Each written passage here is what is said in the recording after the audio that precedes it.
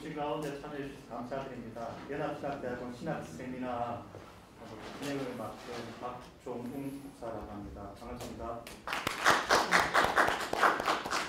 목회자라면 누구나 알 것 없이 목회 현장 가운데서 설교에 대한 끝없는 고민들이 있으리라 생각합니다. 그 고민들을 함께 나누고 또 도움을 주고자 종중호 교수님 함께 귀한 모임을 또 준비하셨습니다. 설교를 위한 새로운 성경 해석이라는 제목으로 신학 세미나를 가지고 있는데, 이 시간 강사님을 소개하겠습니다. 유인물에 나와 있습니다만 전명대학교에서 오랫동안 후학들을 승진하신 구약학 교수로 승계하셨고요. 한국성사학회 회장으로 승계하고 계십니다. 등등 그런 말이 있지만은 다 뺐고요. 특별히 상대적으로 젊은 저희들의 입장에서 바라볼 때 참 내일 모레 은퇴하신다고 하시는데 사고의 유연성은 정말 남들 타에 불어를 하는 모습을 보게 됩니다. 그래서 학문의 진지함을 늘 뵐 때마다 우리 스스로의 가슴을 치게 하는 그런 부분이 있습니다. 우리 정종호 교수님 나오셔서 설교를 위한 새로운 성경 해석이라는 제목보다 새로운 성경 해석과 새로운 설교라는 제목으로 강의하실 때 여러분이 귀한 시간 되길 바랍니다. 박수로 함께 분양합니다.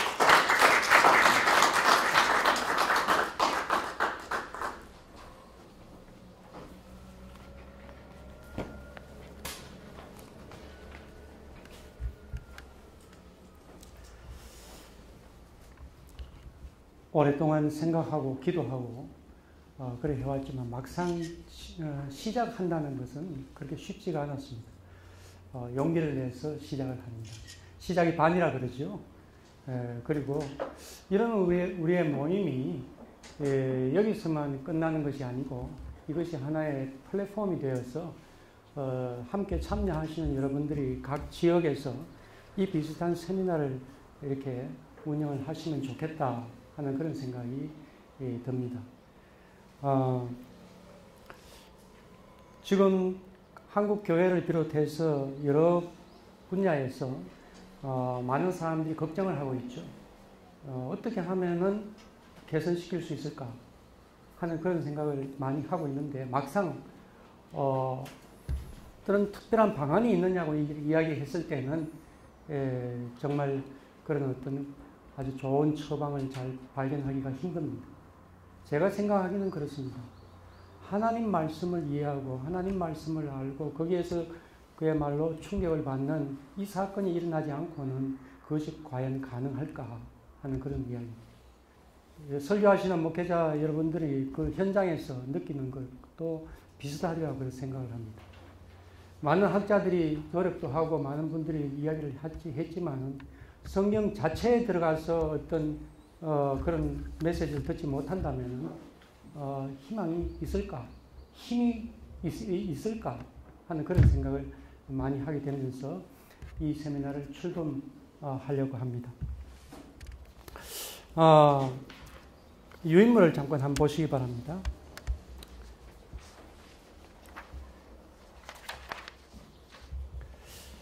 우선 그 성경 해석을 이렇게 할 때에 좀 필요한 것이 뭐냐 하면은 어떤 생각의 어떤 그 유연성 그리고 생각을 좀 확장시키는 그것이 좀 필요합니다.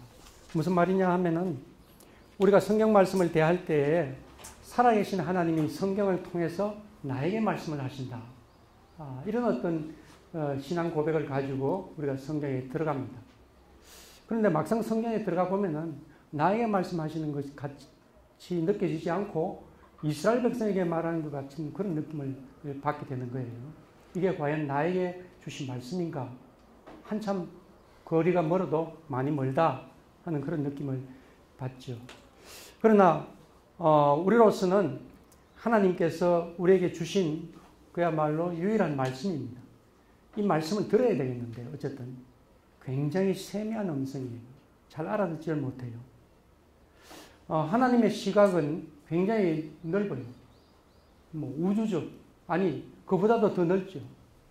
이 하나님의 시각에 우리가 우리 눈을 조정하고 그 다음에 우리 발을 또 거기에 맞추고 하는 그런 어떤 노력이 우리에게는 필요합니다. 그래서 그 도표를 하나 그려봤습니다. 하나님과 우리의 관계가 어떤 모습이 될까? 저는 이 도표를 하나님의 공동체라고 이름을 붙여보았습니다. 하나님의 나라 개념과 좀 비슷하다고 그렇게 볼 수가 있습니다. 하나님은 우리뿐만 아니라 자연과 더불어서 공동체를 이루고 계신다는 그런 개념입니다. 다만 하나님은 우리 이 차원, 시간과 공간의 한계를 가지고 있는 이 차원에 계실 뿐만 아니라 그보다도 먼저 하늘에 계신 분이죠. 다른 차원에 계신 분이죠. 그분이 우리에게 다가오시는 거예요. 회막을 지으라고, 성막을 지으라고 하시면서 거기 계시겠다고 하시고, 또 하나님의 아들 되시는 예수님께서 사람의 몸을 입고 이 땅에 오시고, 그렇게 들어오시는 이 하나님의 모습을 이렇게 중간에 걸쳐 놨습니다. 차원이 다른 두 차원의 세계를 왔다 갔다 하실 수 있는 하나님이시기 때문입니다. 그런데 그분이 우리에게 오셔가지고 함께 공동체를 이루며 나가실 때에 거기에는 사람들과 자연이 함께 어우러지는데 중요한 것은 여기에 사람입니다. 왜냐? 사람에게는 선과 악을 선택할 수 있는 자유를 주셨거든요. 이 공동체를 잘 만들어서 아름다운 공동체로 만들어 갈 수도 있고 완전히 엉망으로 만들 수도 있는 그것이 바로 사람입니다. 이 사람의 선택이 굉장히 중요한 거예요. 하나님도 영향을 받아요. 그래서 하나님께서 분노하시고 진노하시고 기뻐하시고 하는 그런 어떤 감정이 나타나는 겁니다. 그러나 여전히 하나님께서 우리에게 주시는 은혜는 오셔가지고 우리와 한 가족이 되어가지고 나가시겠다가 하는 그 말씀이에요. 그리고 이 땅 위에 하나님 나라를 건설하시겠다는 약속이에요. 이 약속을 믿고 우리는 나아가는 것입니다. 그런데 하나님께서 우리에게 전달해 주시는 성경은 어떤 모습인가? 책으로 우리에게 주셨습니다. 사실 책 이전에 말씀이 그 말로 전하는 그런 어떤 기간과 그 시간이 있었습니다.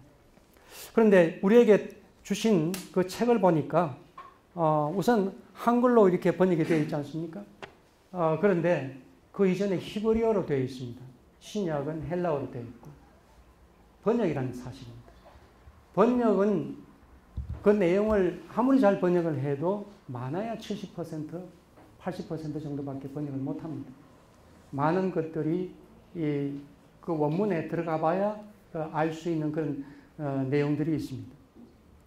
따라서 그런 어떤 한계가 있고, 그 다음에 그 전달 내용을 이렇게 살펴보면은 일관성 있게 뭔가 이렇게 이야기하는 것이 아니에요.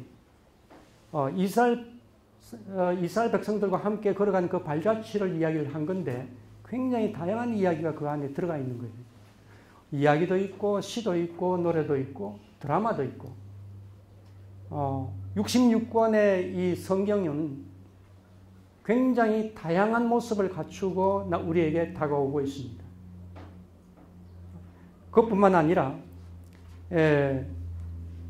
그 내용이 사람이 쓴 거예요.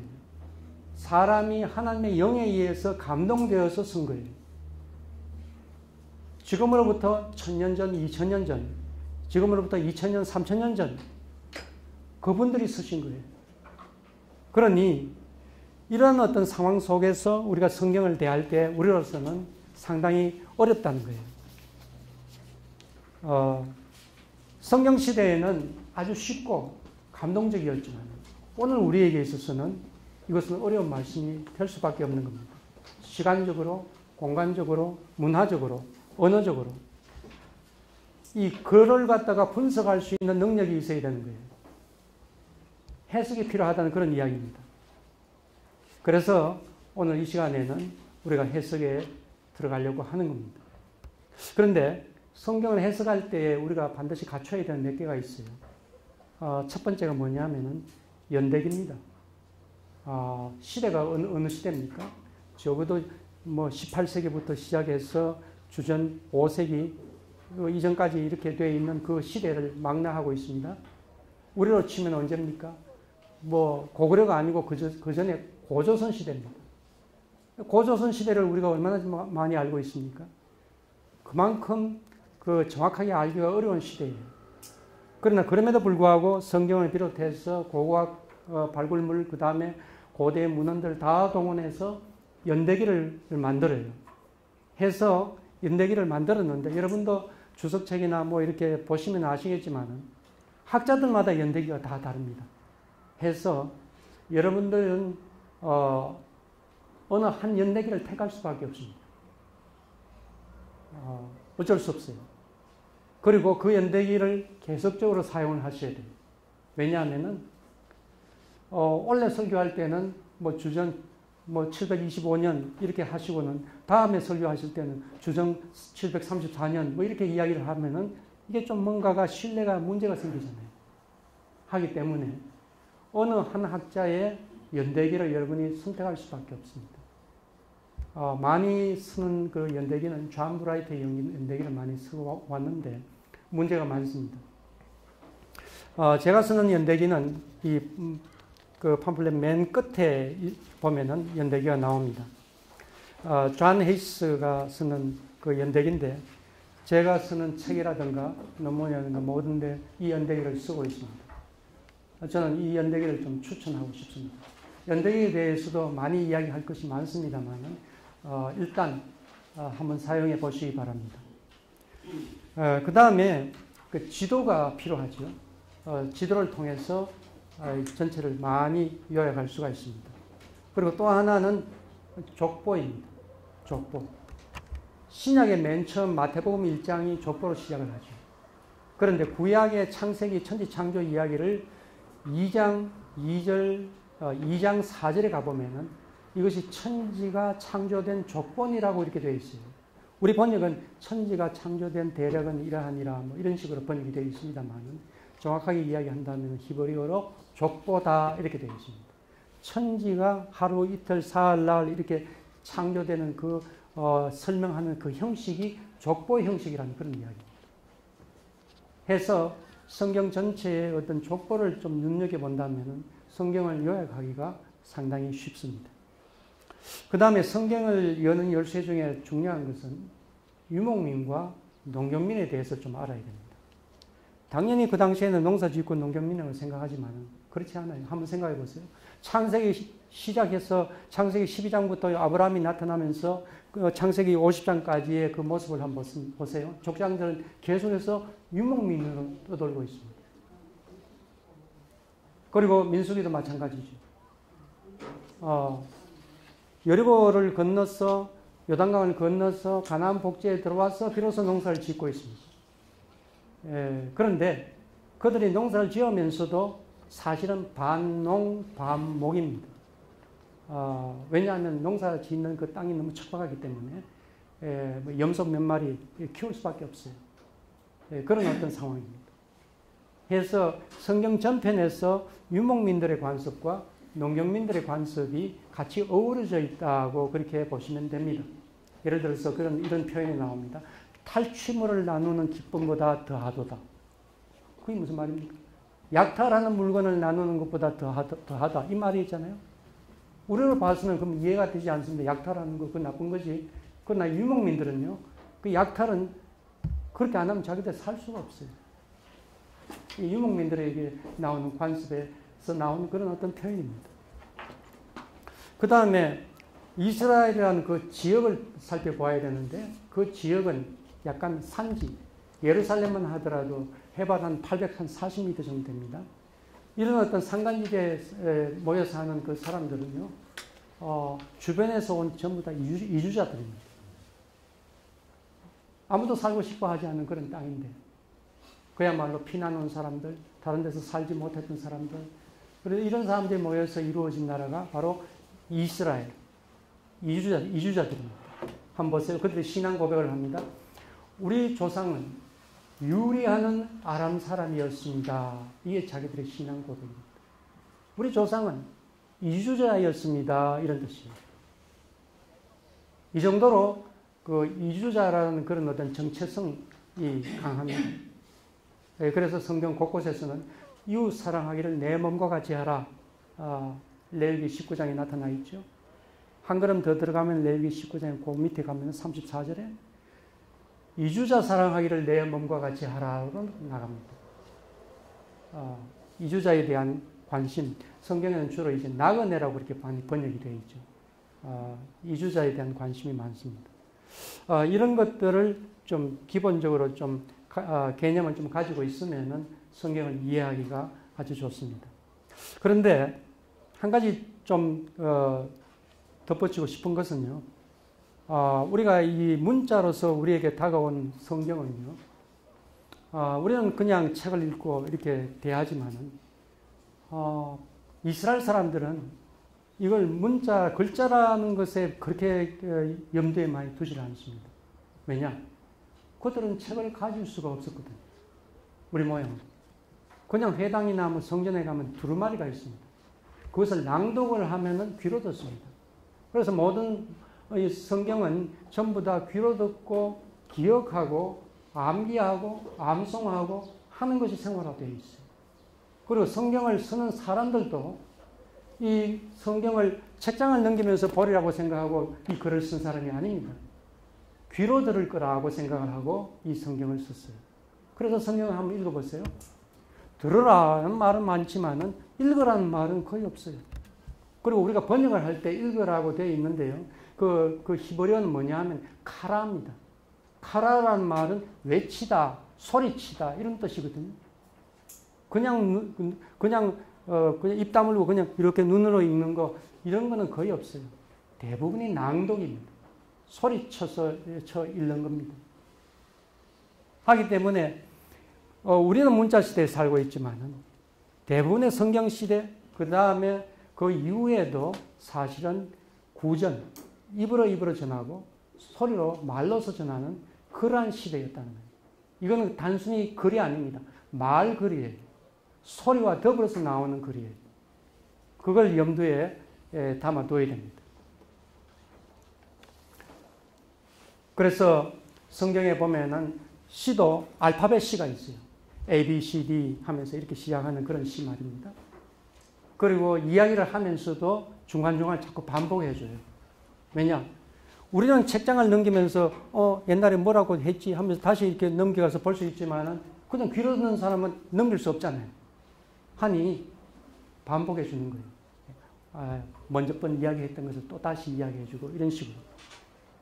이렇게 쓰여진 그 글들이 바로 성경의 글이다 해서 성경을 읽을 때에 언제나 이것은 소리글이구나 하는 것을 우리가 기억할 필요가 있습니다. 그 다음에 성경을 해석할 때 필요한 태도는 덮어 씌우지 말아야 돼요. 무슨 말이냐? 우리는 간혹 보면 구약은 신약 가지고 덮어 씌우려고 그러고 또 구약을 읽어갈 때도 뭐 시편이나 창세기나 뭐 이런 어떤 아주 잘 우리가 아는 것 가지고 다른 책을 덮으려고 그래요. 그렇게 하면 안 돼요. 아무런 선입견 없이 그냥 들어가야 돼요. 그냥 들어가서 거기서 들려오는 소리가 무엇인지 그것을 들을 수 있어야 돼요. 그래야만 성경의 그 비밀, 성경에 아주 깊이 있는 그러한 시원한 생수를 우리가 맛볼 수가 있습니다. 그런데 성경을 읽을 때 또 하나 염두에 둘 것은 뭐냐면은 이건 옛날 사람들에게 한 말입니다. 한번 생각을 해보세요. 우리가 지금 사는 시대가 2021세기 아닙니까? 그런데 우리가 조선시대나 고려시대에 이야기를 했다고 한다면은 우리는 좀 뭔가 말할 때 좀 달라야 되겠죠.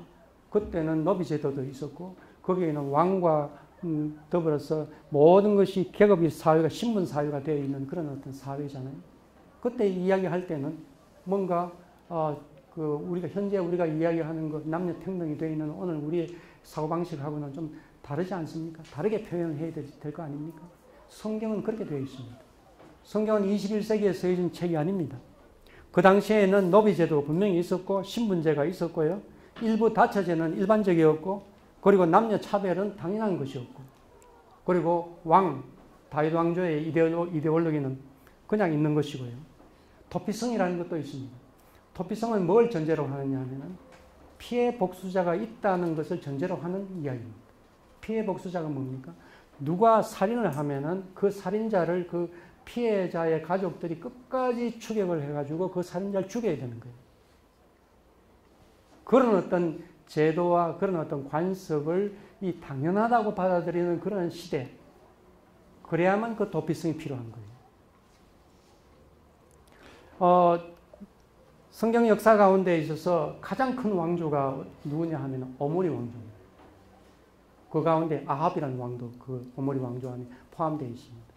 근데 성경을 읽어보면 아주 짤막하게 이야기를 하고 있어요. 이것은 무엇을 이야기하냐면 예루살렘과 유다에서 보는 시각입니다.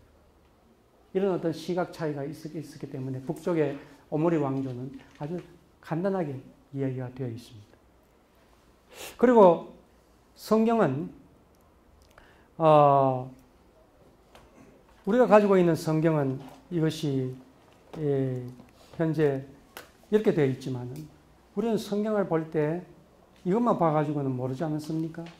그래서 성경 너머에 과거의 관습이 뭐냐, 과거의 어떤 역사가 뭐냐, 과거의 어떤 상황이 뭐냐 이런 노력도 있어야 되겠고 그 다음에 성경을 보면서 그 다음에 독자도 좀 염두에 둬야 되는 거예요.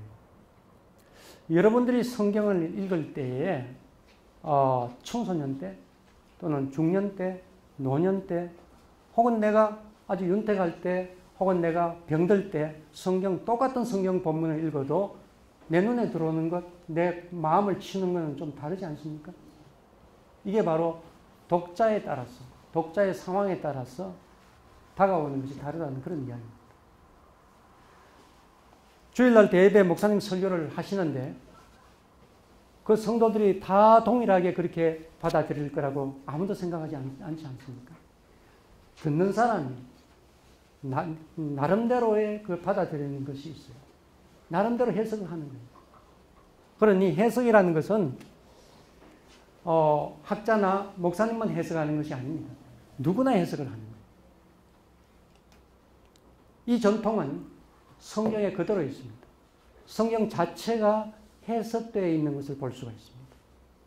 예를 들면은 오늘 우리가 같이 한번 보겠지만 야곱에 대한 이야기가 나옵니다. 창세기에.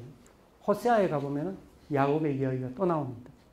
그런데 창세기에는 그렇게 안 되어 있지만 호세아에 가면 야곱을 굉장히 부정적으로 비판을 하고 있어요. 이런 식으로 해석을 하고 있는 것을 볼 수가 있습니다. 창세기부터 시작해서 민수기까지 이야기를 다 해놓고 신명기에 와가지고 다시 반복을 합니다. 모세의 설교라는 형태를 통해서. 이건 해석 아닙니까? 그렇죠? 신명기사와 역대기사를 이렇게 비교해 보면은 같은 이스라엘 역사를 이야기를 하는데 뭔가 내용도 다르고 톤도 다 틀립니다. 역대기사가 훨씬 더 후대에 되어진 겁니다. 따라서 역대기사가의 해석은 신명기사가의 해석과 다르다는 겁니다. 다시 해석을 한 겁니다.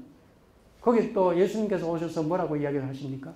너희가 이렇게 들었으나 나는 이렇게 말한다. 예수님께서 따로 해석을 하시는 것을 볼 수가 있습니다.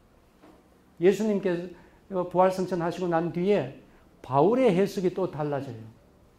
요한의 해석이 또 달라져요. 오늘날 나의 해석이 또 달라질 수가 있는 겁니다. 성경 내에서 해석의 역사가 계속되는 것을 볼 수 있고 그 해석의 역사는 오늘날 나한테까지 오는 겁니다. 해석은 계속되어야 성경은 살아있을 수가 있습니다. 이 성경이 박물관에 들어가지 않고 오늘 우리 손에 있는 것은 계속해서 해석을 해왔기 때문에 이런 일이 있을 수가 있는 것입니다. 제가 이렇게 강연을 하는데요. 일방적으로 이렇게 강연하기는 참 오래간만이에요. 제 세미나 하는데 그렇게 하지 않잖아요. 그죠? 질문하시고, 자유롭게 질문하시고, 이야기를 주고받고, 그렇게 가는 것이 이제 기본적인데, 일단 제가 좀 이야기를 했습니다. 여러분 질문하실 때요, 너무 망설이지 마세요. 질문은 그냥 스쳐 지나가는 걸 가지고 이야기하는 거예요. 질문은 정답이 아니에요. 뭐든지 묻고 싶은 것이 있으면 물으면서 나갑시다. 그리고 제가 강의할 때도 중간에 물으시면 돼요. 해서 혹시 머리에 스쳐 지나가는 생각이 있으시면 이야기를 하세요. 예. 말씀해 주심으로 말미암아 예. 대대원 정말 상관없는 사람이지만 참 감사드리면서 방금 독자에 대해서 이야기하셨잖아요. 예. 그러니까 이제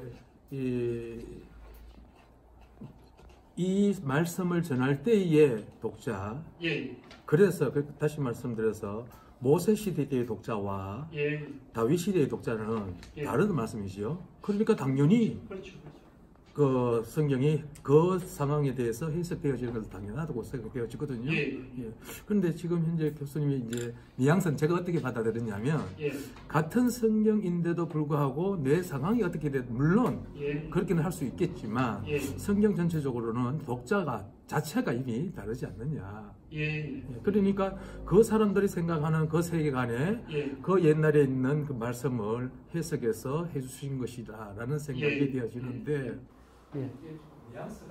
예. 성경도 사실 1000년, 2000년 이렇게 되어 있기 때문에 그 시대마다 독자가 틀리기 때문에 사실 청중이라고 말할 수 있죠. 거기에 따라서 맞춰줘야 되고요. 오늘날 21세기에 우리가 이 성경을 가지고 읽을 때도 예를 들어서 서울 압구정동에서 설교하는 것하고 경북 청송에서 설교하는 것하고 똑같은 본문이라도 달라야 되지 않습니까? 이 성도들 생각을 한다면. 그런 게 바로 독자를 위한, 독자가 알아듣기 쉬운 말로 해야 되는. 그러니까 제가 하는 말은 예. 방금 그 말씀처럼 성경이 예를 들어서 다윗 시대 때 해석되어졌던 말씀은 그렇죠. 그 사람들의 삶을 생각해야 되는 그렇죠. 맞아요. 예, 맞습니다. 예. 예. 네. 목사님 말씀에 이어서 저도 가끔 교수님께서 말씀하신 우리의 상황에 따라서 똑같은 말씀이지만 우리가 읽는 그 처지에 따라서 나에게 주어진 은혜가 다르다라고 이렇게 설교도 하기도 하고 가르치기도 하는데 예. 좀 그런 말을 하면서도 고민이 되는 것이 과연 하나님께서 말씀하실 때에는 하나의 어떤 상황이나 하나의 뜻을 가지고 말씀하셨을 텐데 예. 읽는 사람에 따라서 상황에 따라서 그의 뜻이 하나의 뜻이 바뀔 수가 있을까 예. 그런 생각 예. 고민을 좀 해봤거든요. 예. 예. 예수님께서 우리에게 말씀을 하실 때요, 주로 비유를 가지고 많이 이야기를 하셨어요. 그 말씀 무슨 말이냐면 그 비유라는 것이 다양하게 해석될 수 있는 어떤 여지가 있습니다. 그 말은 뭐냐? 하나님 뜻은 이만큼 한데 사실 우리가 이해할 수 있는 것은 이 정도밖에 이해를 못해요. 그래서 하나님의 이야기는 이쪽으로 보면 이렇게 보이고 이쪽으로 보면 이렇게 보이고 하는 다양한 면, 풍부한 면이 있는 거예요. 그것을 두고 우리는 그 성경을 그렇게 읽어야 된다는 건데 하나님의 말씀은 이것이다. 우리가 단정 짓기에는 하나님의 말씀은 너무 커요. 그런 염려할 필요가 없어요. 하나님은 이것만 이야기하신다. 따라서 이것만 가르쳐야 된다. 그렇게 고집을 부릴 필요가 없다는 이야기입니다. 성경 해석에 예. 위험성도 좀 있다고 생각합니다. 그렇죠. 예를 들면 이단이나 이런 예, 데서 예. 성경을 제대로 해석하지 않고 예. 그걸 오도할 수 있잖아요. 그렇죠. 그래서 성경을 해석할 때 개인이 받았는데 예. 해석할 때 우리가 주의해야 될 점. 예, 예. 마구잡이 그렇게 성경을 해석하면 되나? 그런 어떤 염려, 불안이 있죠. 그죠? 그래서 그런 이야기를 합니다. 해석 공동체라는 이야기를 해요. 해석 공동체. 아무리 뭐라고 이야기를 해도 그래도 예수 믿는 사람은 이 정도 선 안에서 해석을 할 거다 하는 그런 어떤 생각이 있어서 크게 벗어나지 않는 그런 면이 있습니다. 예, 그러나 간혹 가다가 벗어나는 사람이 있을 수 있겠죠. 그래서 우리는 그걸 이단이라고 부르기도 하고 뭐 그러는데 근데 이렇게 벗어나면요 생명력이 별로 없어요. 얼마 안 가서 사라져요. 사실 루터도 이단이었죠 당시. 그러나 그것이 올바르기 때문에 생명력을 가지고 지금 이렇게 풍성하게 되지 않습니까? 그렇기 때문에 그걸 너무 염려할 필요가 없습니다.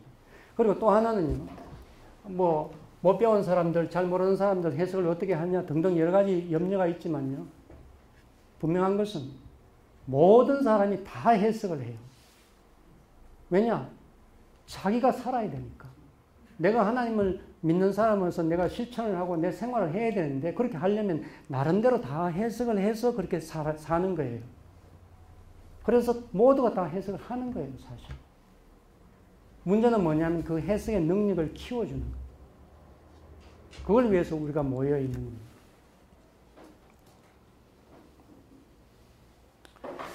자, 그 정도 하고 우리 그 성경 본문에 한번 들어가 봅시다.